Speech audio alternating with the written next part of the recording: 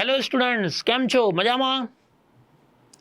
આજે કેમેસ્ટ્રીનું બ્રિજ કોર્સનું બીજું લેક્ચર એટલે કે ફાઉન્ડેશનનું બીજું લેક્ચર તમારી માટે લઈને આવી રહ્યા છે તમારા કેમેસ્ટ્રી ચાચા. ઓકે, તો કેમેસ્ટ્રી ચાચા સાથે જોડાયેલા રહેજો અને કેમેસ્ટ્રીમાં ભરપૂર આનંદ લેજો. ઓકે, તો કેમેસ્ટ્રીની અંદર આજે આપણે શીખીશું પરમાણુ કોને કહેવાય. લાસ્ટ લેક્ચરમાં આપણે તત્વ, સંયોજન, મિશ્રણ, દ્રવ્ય આની વાત કરી હતી. આજે આપણે વાત કરવા છીએ પરમાણુની. ઓકે, તો શરૂ કરીએ આજનું લેક્ચર અને તમારા સાથી મિત્રોને પણ ઝડપથી આમાં જોઈન્ટ કરવા માટે કહી દેજો. લાઈક કરજો, સબસ્ક્રાઇબ કરજો અને શેર કરજો. ઓકે, ચલો પહેલા વાત કરીએ પરમાણ્વીય નમૂનો. તો પરમાણ્વીય નમૂનો, સૌ પ્રથમ આ પરમાણ્વીય નમૂનો કોને રજૂ કરેલો છે? તો એ રજૂ કરેલો છે ડાલ્ટન નામના વૈજ્ઞાનિકે. કોને રજૂ કરેલો છે? ડાલ્ટન. તો શું કહે છે જોઈએ. તો ડાલ્ટનનો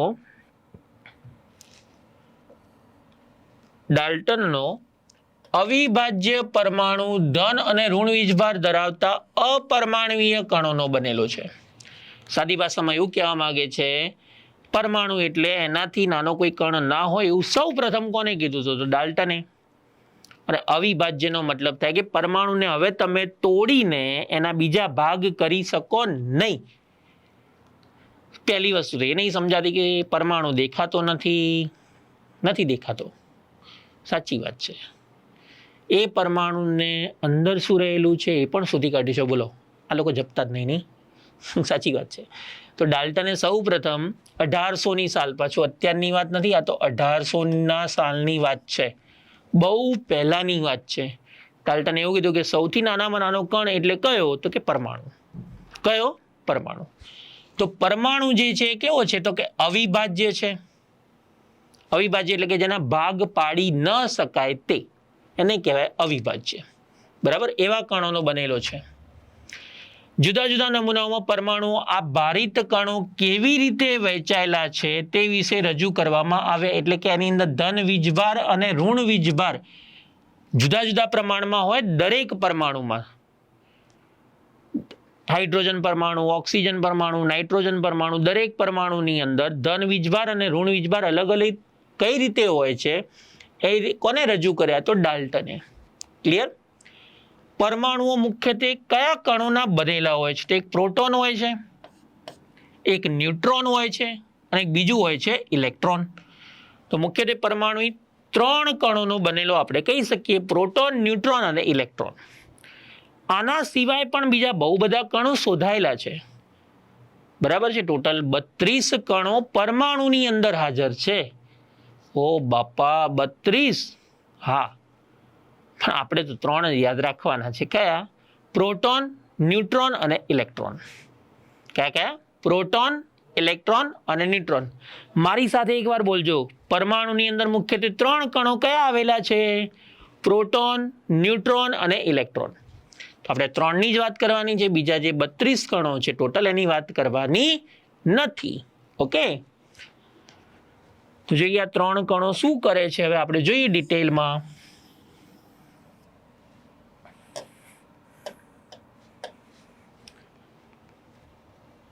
તો જે મૂળભૂત કણ તરીકે ઓળખાય છે ઇલેક્ટ્રોન, પ્રોટોન અને ન્યુટ્રોન.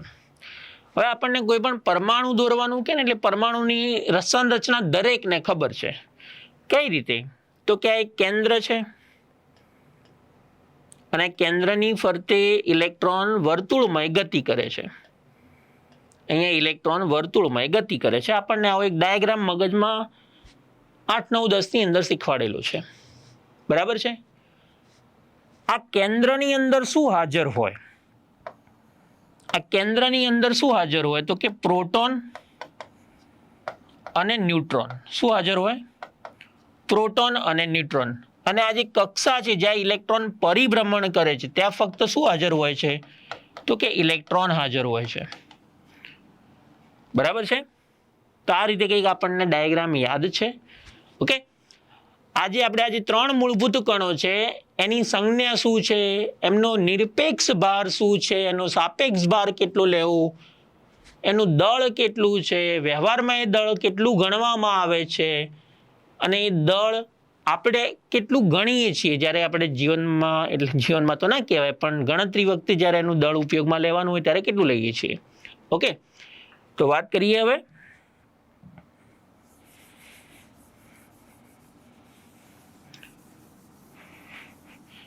ખાસ યાદ રાખીશું મૂળભૂત કણો કેટલા, તો 3 જ. પાછા બીજા બધા ના વિચારતા. મૂળભૂત કણ પૂછવામાં આવે તો 3 જ કણો યાદ રાખવાના છે, ઇલેક્ટ્રોન, પ્રોટોન અને ન્યુટ્રોન. બરાબર છે. ચલો, ઇલેક્ટ્રોન માટેની સંજ્ઞા છે ઈ. કઈ સંજ્ઞા છે?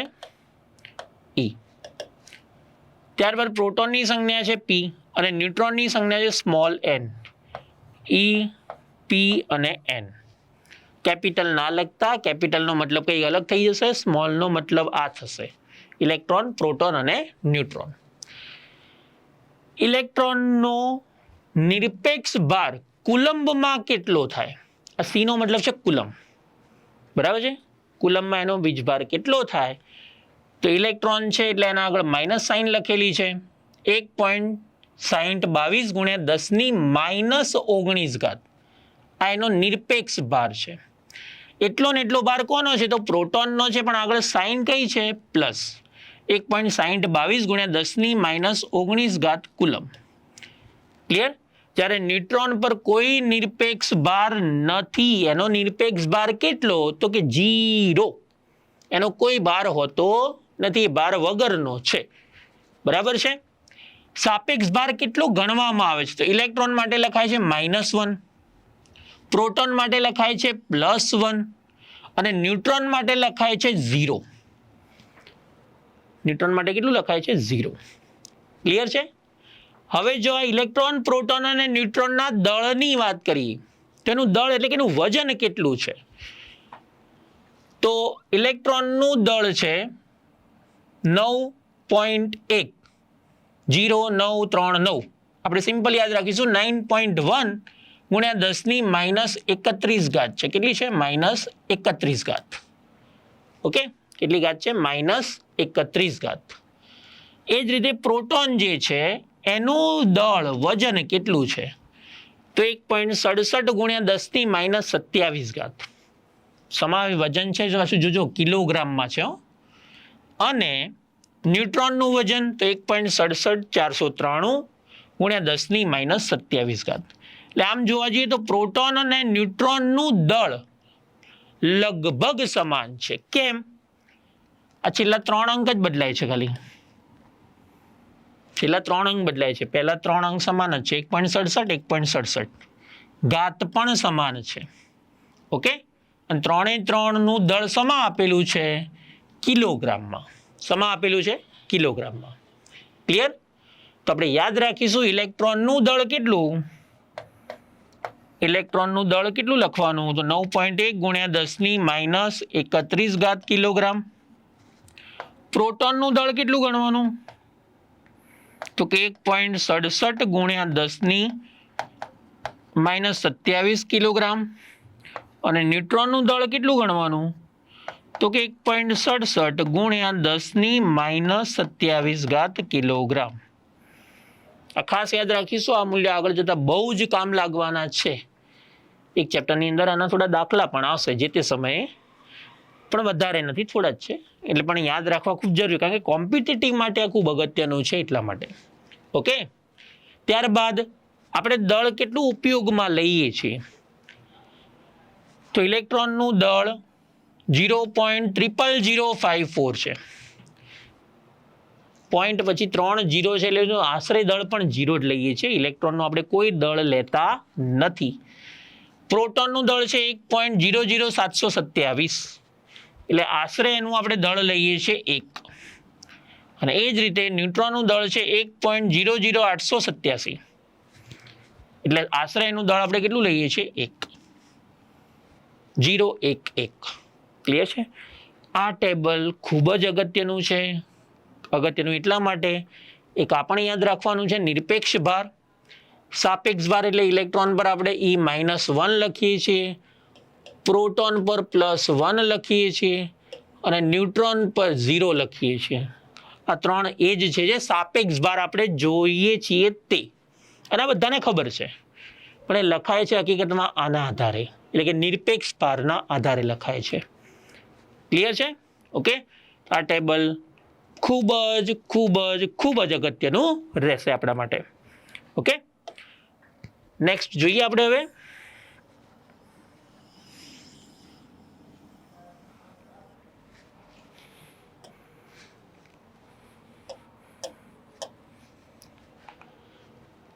હવે કેટલાક અગત્યના મુદ્દા કહી શકાય. બરાબર, તો પહેલો મુદ્દો છે ઘટક માટેનો, એટલે કે સમસ્થાનિકો. પહેલું, સમસ્થાનિકો કોને કહેવાય? તો અહીંયા ટેબલ એ રીતે બનાવેલું છે કે સમસ્થાનિકો માટે સરખું શું હોય અને જુદાપણું શું હોય. બરાબર, પહેલા એક વસ્તુ તમને હું સમજાવી દઉં. ધારો કે કોઈ પણ એક તત્વ આપણે લખીએ, ધારો કે હાઇડ્રોજન છે, તો 1H1 આપણે લખીએ છીએ હાઇડ્રોજન માટે, 1H1. આની અંદર આ નીચે જે 1 લખવામાં આવે છે અને આપણે કહીએ છીએ પરમાણુ ક્રમાંક. શું કહીએ છીએ? પરમાણુ ક્રમાંક.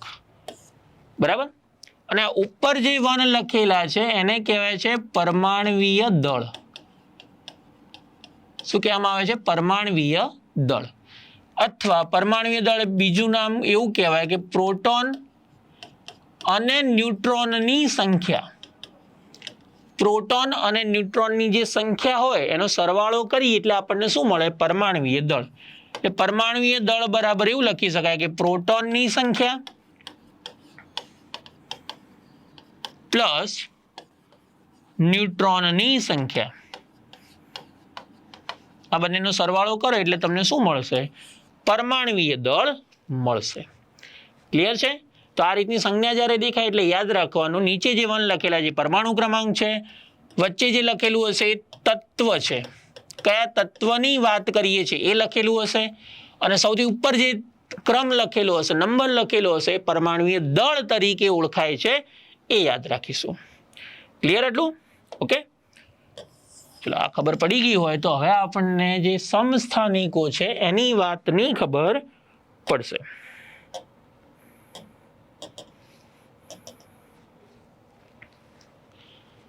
ચલો, પહેલું સમસ્થાનિકો, અથવા એને અંગ્રેજીમાં કહેવાય છે આઇસોટોપ્સ. કહેવાય છે આઇસોટોપ્સ.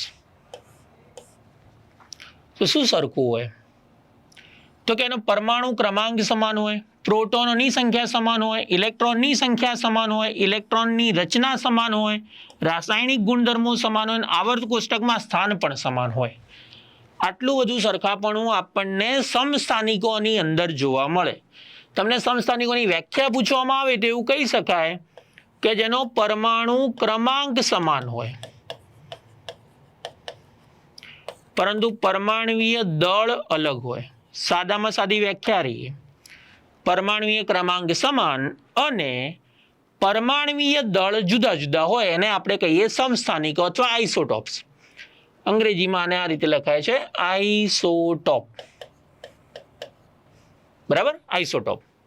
અહીંયા પરમાણુ ક્રમાંક સમાન, તો પરમાણુ ક્રમાંક જે હોય એ પરમાણુ ક્રમાંક સમાન હોય એટલે એનો મતલબ કે એની અંદર પ્રોટોન અને ઇલેક્ટ્રોનની સંખ્યા પણ સમાન હોય. પ્રોટોન અને ઇલેક્ટ્રોનની સંખ્યા એટલે કે પરમાણુ ક્રમાંક ગણો, પ્રોટોન ગણો કે ઇલેક્ટ્રોન ગણો, એ 3 સમાન થશે. બરાબર, પરમાણુ ક્રમાંક સમાન હોય, એના ઇલેક્ટ્રોન પણ સમાન હોય તો એની ઇલેક્ટ્રોન રચના પણ સમાન થાય, જેના લીધે રાસાયણિક અને ગુણધર્મો પણ સમાન થશે. અને તત્વો બદલાશે નહીં, કારણ કે પરમાણુ ક્રમાંક એક જ રહેશે, બદલાશે નહીં. એટલે આવર્ત કોષ્ટકમાં એનું સ્થાન પણ નિશ્ચિત હશે. તો જુદું શું હશે? તો પરમાણવીય દળ. શું જુદું હશે? પરમાણવીય દળ. અહીં આપણે ઝેડ સંજ્ઞા આપેલી છે અને પરમાણવીય દળાંક માટે એ એટોમિક વેઇટ લખેલું છે. ઓકે, અને પરમાણુ ક્રમાંક માટે લખેલું છે એટોમિક ક્રમ. બીજું શું અલગ હોય? તો ન્યુટ્રોનની સંખ્યા અલગ હોય અને એના ભૌતિક ગુણધર્મો પણ અલગ હોય. પણ જ્યારે પ્રશ્નમાં તમારે વ્યાખ્યા લખવાની પૂછાય તો આટલું જ લખવાનું છે, પરમાણવીય ક્રમાંક સમાન હોય અને પરમાણવીય દળ જુદા જુદા હોય એને આપણે સમસ્થાનિકો કહીએ છીએ. બરાબર, જેમ કે અહીંયા એક્ઝામ્પલ આપેલું છે હાઇડ્રોજનનું. એક્ઝામ્પલ ખાસ સમજજો શું કહેવા માંગે છે. મજા આવી જશે. હવે બહુ મજા આવે એવો ટોપિક શરૂ થયો છે. તો અહીંયા લખેલું છે 1H1, બીજું લખેલું છે 1H2 અને ત્રીજું લખેલું છે 1H3. અહીંયા આપણે એક વસ્તુ તો ક્લિયર થઈ ગઈ છે બધાને કે નીચે જે લખેલું હોય એને પરમાણુ ક્રમાંક કહેવાય, ઉપર જે લખેલું એને પરમાણુય દળ કહેવાય. તો બધાના પરમાણુય ક્રમાંક સમાન છે, પ્રોટોન ઇલેક્ટ્રોનની સંખ્યા પણ સમાન છે, ઇલેક્ટ્રોન રચના બી સમાન થશે, રાસાયણિક ગુણધર્મો સમાન થશે, આવર્ત કોષ્ટકમાં સ્થાન તો હાઇડ્રોજનનું એક જ છે, આપણને ખબર છે. ક્લિયર? તો પરમાણુય દળ અલગ અલગ છે તો સ્વાભાવિક છે કે એની અંદર ન્યુટ્રોનની સંખ્યા એટલે એકમાંથી એકને માઇનસ કરો એટલે પરમાણુય દળ માઇનસ પરમાણુય ક્રમાંક અથવા પ્રોટોનની સંખ્યા, અને આ છે પરમાણુય દળ. બરાબર? અમારી આ માઇનસ કરો એટલે તમને ન્યુટ્રોનની સંખ્યા મળશે. તો ન્યુટ્રોનની સંખ્યા અહીંયા કેટલી થશે? તો કે 0 થશે. અહીંયા ન્યુટ્રોનની સંખ્યા કેટલી થશે? તો કે 1 થશે. અને અહીંયા ન્યુટ્રોનની સંખ્યા કેટલી થાય? તો કે 2 થાય. તો ન્યુટ્રોનની સંખ્યા અલગ અલગ છે, ન્યુટ્રોનની સંખ્યા અલગ અલગ હશે અને એના ભૌતિક ગુણધર્મો પણ કેવા હશે? અલગ અલગ. તો આ 1H1 છે એને આપણે કયા નામે ઓળખીએ છીએ? તો કે હાઇડ્રોજન. 1H2 એને આપણે કહીએ છીએ ડ્યુટેરિયમ. આ ખાસ કરીને ભારે પાણી જે કહેવાય છે, જે પીવાલાયક પાણી નથી હોતું એને કહેવાય છે ડ્યુટેરિયમ, જેની સંજ્ઞા ડી છે, ડી પણ લખી શકાય. અને 1H3 જેને કહેવાય છે ટ્રિટિયમ. શું કહેવાય છે? ટ્રિટિયમ. ક્લિયર? તો હાઇડ્રોજન, ડ્યુટેરિયમ અને ટ્રિટિયમ. બીજું એક્ઝામ્પલ આપ્યું છે ઓક્સિજનનું. તો ઓક્સિજનનો પરમાણુ ક્રમાંક તો 8 જ છે. ઓક્સિજનનો પરમાણુ ક્રમાંક કેટલો છે? તો કે 8.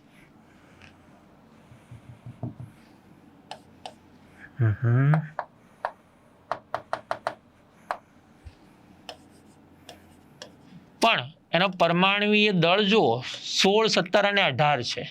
પરમાણુય દળ જુદા જુદા છે એટલે એને ઓક્સિજનના 3 સમસ્થાનિકો છે એવું કહી શકાય. એ જ રીતે ક્લોરીનના 2 સમસ્થાનિકો છે. ક્લોરીનનો પરમાણુ ક્રમાંક 17 છે અને પરમાણુય દળ 35 અને 37 છે. એ જ રીતે કાર્બનની વાત કરીએ તો 6C12 અને 6C14 છે, જેનો પરમાણુય દળ જુદા જુદા છે, પરમાણુય ક્રમાંક સમાન છે, એટલે જ એને શું કહેવાય છે? સમસ્થાનિકો. શું કહેવાય છે? સમસ્થાનિકો. ક્લિયર? આ જે 6C14 છે કાર્બન ડેટિંગ પદ્ધતિ, કાર્બન ડેટિંગ પદ્ધતિ જે પુરાતત્વો કોઈ પણ ખોદકામ દરમિયાન કોઈ જૂની વસ્તુ મળી આવે, વર્ષો જૂની, હડપ્પાની સંસ્કૃતિ કેટલા વર્ષો જૂની છે એ ક્યારે ખબર પડે? કોના દ્વારા ખબર પડે? તો કે કાર્બન ડેટિંગ પદ્ધતિ દ્વારા. અને કાર્બન ડેટિંગ પદ્ધતિમાં શું ઉપયોગમાં લેવાય? તો કાર્બન, પણ કયો? 6C12 નહીં, 6C14 વપરાય છે. શું વપરાય છે? 6C14. આ એવો છે કે જે તમને એ વસ્તુ કેટલા વર્ષ જૂની છે, 1000 વર્ષ, 2000 વર્ષ, 10,000 વર્ષ જૂની હોય ને તો પણ એ 6C14 દ્વારા આપણને ખબર પડી. આખી પ્રોસેસ છે, પ્રોસેસમાંથી સેમ્પલ એનું લઈ અને પછી એની પ્રોસેસ કરવામાં આવે ને એના પછી આપણને ખબર પડે કે વસ્તુ કેટલા વર્ષ પહેલાં ઉપયોગમાં લેવાયેલી છે. ક્લિયર? તો જે કાર્બન ડેટિંગ પદ્ધતિ કહેવાય છે એના દ્વારા આપણને ખબર પડી જશે કે એ વસ્તુ કેટલા વર્ષ જૂની છે. તો સમસ્થાનિકો આઈ થિંક હવે ક્લિયર થઈ ગયું છે બધાને. સમસ્થાનિકોની સાદી વ્યાખ્યા યાદ રાખીશું: પરમાણુય ક્રમાંક સમાન અને પરમાણુય દળ જુદા જુદા. ક્લિયર? ચલો હવે વાત કરીએ સમભારિકો, આઇસોબાર.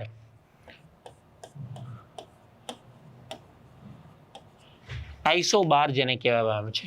ઓકે, જેની અંદર સમાન શું હોય? તો સમસ્થાનિકોની અંદર જોઈએ કે પરમાણુય ક્રમાંક સમાન હશે, પ્રોટોનની સંખ્યા સમાન હોય, ઇલેક્ટ્રોનની સંખ્યા સમાન હોય, પણ અહીંયા હશે પરમાણુય દળાંક અને ન્યુક્લિયોન્સની સંખ્યા સમાન. ન્યુક્લિયોન્સ એટલે પ્રોટોન પ્લસ ન્યુટ્રોન. પ્રોટોન અને ન્યુટ્રોનની સંખ્યાનો સરવાળો એને જ કહેવાય છે ન્યુક્લિયોન્સ. ક્લિયર? તો પરમાણુય દળાંક સમાન હોય ને ન્યુક્લિયોન્સની સંખ્યા સમાન હોય, પણ જુદું શું હોય? તો પરમાણુ ક્રમાંક જુદો છે. હવે પરમાણુ ક્રમાંક જુદો છે એટલે સ્વાભાવિક છે કે યાદ રાખજો, પરમાણુય ક્રમાંક જુદો છે એટલે તત્વ બદલાઈ ગયું. પરમાણુય ક્રમાંક જુદો એટલે તત્વ બદલાઈ જશે. ક્લિયર? તો ત્યારબાદ પ્રોટોન, ઇલેક્ટ્રોન અને ન્યુટ્રોનની સંખ્યા પણ સમાન થઈ ગઈ, અલગ થઈ ગઈ. હવે ક્યારે સમાન રહેશે નહીં. ઇલેક્ટ્રોન રચના બદલાઈ જશે, રાસાયણિક ગુણધર્મો બદલાઈ જશે, આવર્ત કોષ્ટકમાં સ્થાન પણ બદલાઈ જશે. હવે કંઈ સમાન નહીં હોય. એટલે પેલું જે હતું એના કરતાં ઊંધું થઈ ગયું, સાદી ભાષામાં કહી શકાય. કોના જેવું? સમસ્થાનિકો કરતા. ક્લિયર? એક એક્ઝામ્પલથી સમજાવું છું. ચલો, એક્ઝામ્પલ આપણને આપેલું છે આર્ગોન, AR. એનો પરમાણુ ક્રમાંક છે 18 અને પરમાણુ ભાર છે એનો 40. ઓકે. ત્યારબાદ બીજું લખેલું છે પોટેશિયમ. પોટેશિયમનો પરમાણુ ક્રમાંક છે 19 અને પરમાણુ ભાર છે 40. ત્રીજું એક્ઝામ્પલ લખેલું છે કેલ્શિયમ. એનો પરમાણુ ક્રમાંક 20 છે અને પરમાણુ ભાર છે 40. તો અહીંયા ક્લિયરલી દેખાય છે કે 3 તત્વો અલગ અલગ છે. 3 તત્વો અલગ અલગ છે. આર્ગોન છે, પોટેશિયમ છે અને કેલ્શિયમ છે. ત્રણેયના પરમાણુ દળ એટલે કે પરમાણુય ભાર સમાન છે, પણ પરમાણુ ક્રમાંક તો જુદા જુદા જો ને. તત્વો બદલાઈ જાય તો પરમાણુ ક્રમાંક સમાન રહે ના રહે. બરાબર છે? તો સાદી વ્યાખ્યાની એવી આપી શકાય કે પરમાણુય દળ સમાન હોય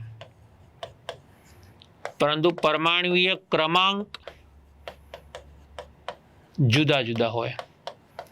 આ સાદામાં સાદી વ્યાખ્યા છે. આટલું બધું યાદ ના રાખવું હોય તો આટલું વ્યાખ્યામાં લખો તો પણ ચાલે અને એક એક્ઝામ્પલ લખીએ તો પણ ચાલે. બીજું એક્ઝામ્પલ આપ્યું છે ટેલુરિયમ અને ઝેનોન. ટેલુરિયમ અને ઝેનોન. ટેલુરિયમનો પરમાણુ ક્રમાંક 52 છે અને પરમાણુ ભાર 130 છે. ઝેનોનનો પરમાણુ ભાર 54, પરમાણુ ક્રમાંક 54 છે અને પરમાણુ ભાર 130 છે. ક્લિયર? એ જ રીતે બેરિયમ, BA 56 એનો પરમાણુ ક્રમાંક છે ને 130 એનો પરમાણુ ભાર છે. ત્રણેયમાં પરમાણુ ભાર 130 છે પણ પરમાણુ ક્રમાંક જુદા જુદા છે, તત્વ બદલાઈ ગયા. ક્લિયર છે? હવે આઈ થિંક ક્લિયર થઈ ગયું છે. સમભારિકો અથવા આઇસોબાર કોને કહેવાય? ક્લિયર છે? ઓકે, ચલો હવે નેક્સ્ટ વાત કરીએ આપણે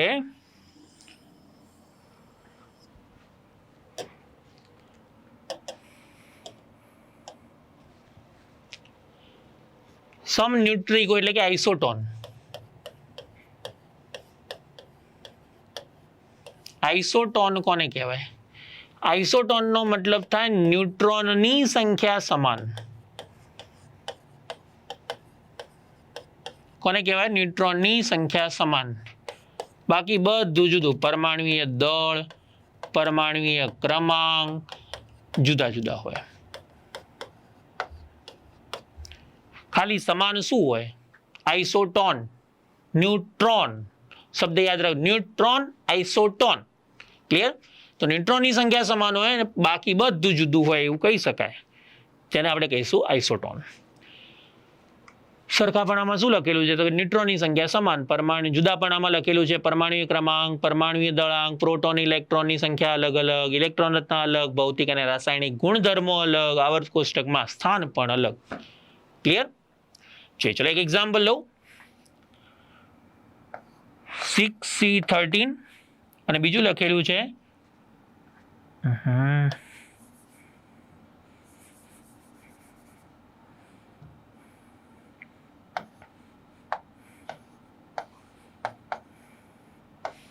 N714. બે તત્વો લખેલા છે કાર્બન અને નાઇટ્રોજન.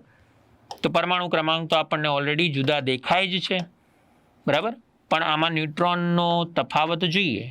16માંથી 3 નીકાળો, 6 નીકાળો તો કેટલા વધશે? સોરી, 13માંથી કાઢવાના હતા. 13માંથી 6 નીકાળો કેટલા વધે? તો કે 7. તો ન્યુટ્રોનની સંખ્યા કેટલી હશે? 7. એ જ રીતે અહીંયા 14માંથી 7 નીકાળો તો આપણે ન્યુટ્રોનની સંખ્યા કેટલી મળશે? 7. તો બંનેની અંદર ન્યુટ્રોનની સંખ્યા કેવી મળે છે? સમાન. તો જેની અંદર ન્યુટ્રોનની સંખ્યા સમાન હોય એને શું કહેવાય? તો કે આઇસોટોન. બીજું એક્ઝામ્પલ આપેલું છે હાઇડ્રોજનનું. હાઇડ્રોજન 1H3 અને 2He4. તો 3 - 1 કરો એટલે 2 મળશે આન્સર. અને 2 માઇનસ 4 માઇનસ 2 કરો એટલે 2 મળશે. એટલે ન્યુટ્રોનની સંખ્યા અહીંયા પણ આપણને સમાન દેખાય છે. ક્લિયર? ત્યારબાદ પોટેશિયમ અને કેલ્શિયમ. પોટેશિયમ અને કેલ્શિયમ જે છે એની અંદર પણ ક્લિયરલી આપણને દેખાય છે કે પોટેશિયમ 39 માઇનસ 19 કરો એટલે 20 આન્સર મળશે. અને 40 માઇનસ 20 કરશો કેલ્શિયમમાં તો બી ન્યુટ્રોનની સંખ્યા કેટલી મળશે? તો કે 20. ક્લિયર? તો ન્યુટ્રોનની સંખ્યા દરેક એક્ઝામ્પલમાં આપણને સમાન જોવા મળે છે. એક બીજું એક્ઝામ્પલ આપેલું સિલિકોન, ફોસ્ફરસ અને સલ્ફર, જેનો પરમાણુ ક્રમાંક 14, 15 અને 16 છે. પરમાણુ ભાર લખેલો છે અથવા પરમાણુય દળ 30, 31 અને 32. આ ત્રણેય આમાંથી માઇનસ કરો તો તમને એક સમાન સંખ્યા મળશે, જેને આપણે કહીશું ન્યુટ્રોનની સંખ્યા. ન્યુટ્રોનની સંખ્યા સમાન હોય તેને આપણે શું કહીશું? આઇસોટોન અથવા સમન્યુટ્રિકો. ક્લિયર છે? ઓકે, ચલો હવે આગળ વાત કરીએ બીજા એક ટોપિકની.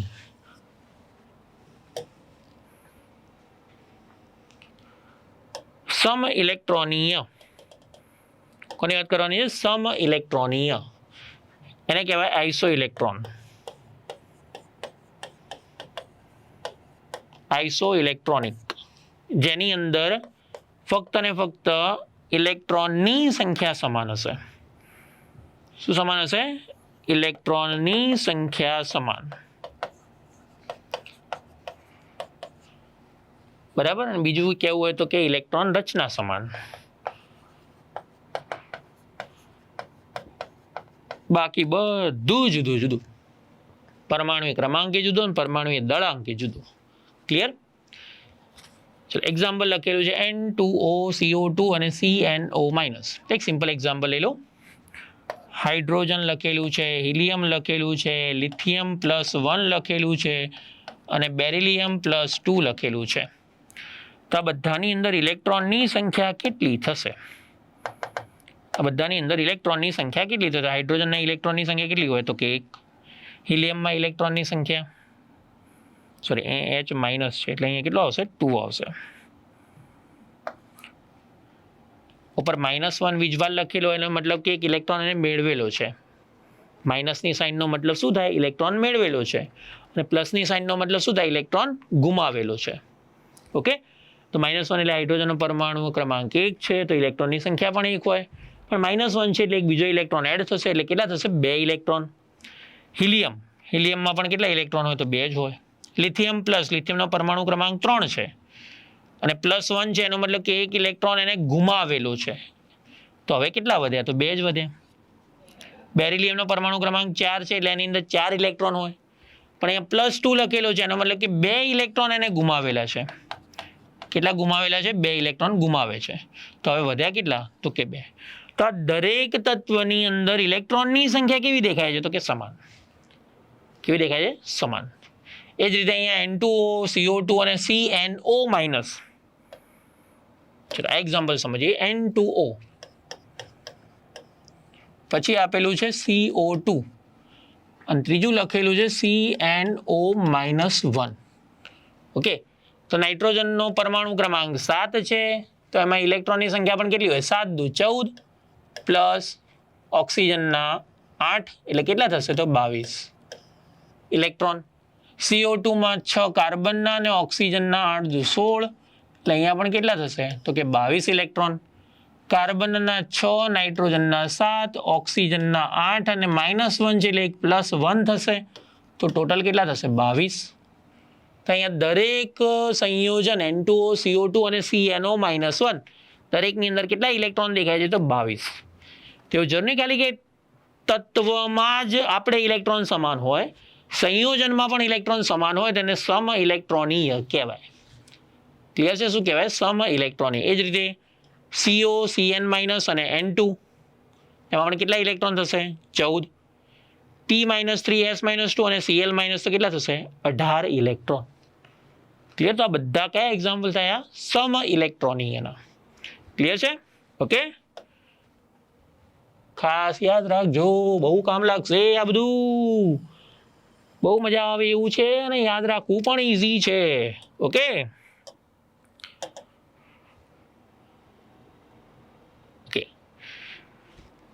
તો અહીંયા આપણા બ્રિજ કોર્સનો સેકન્ડ લેક્ચર કમ્પ્લીટ થાય છે.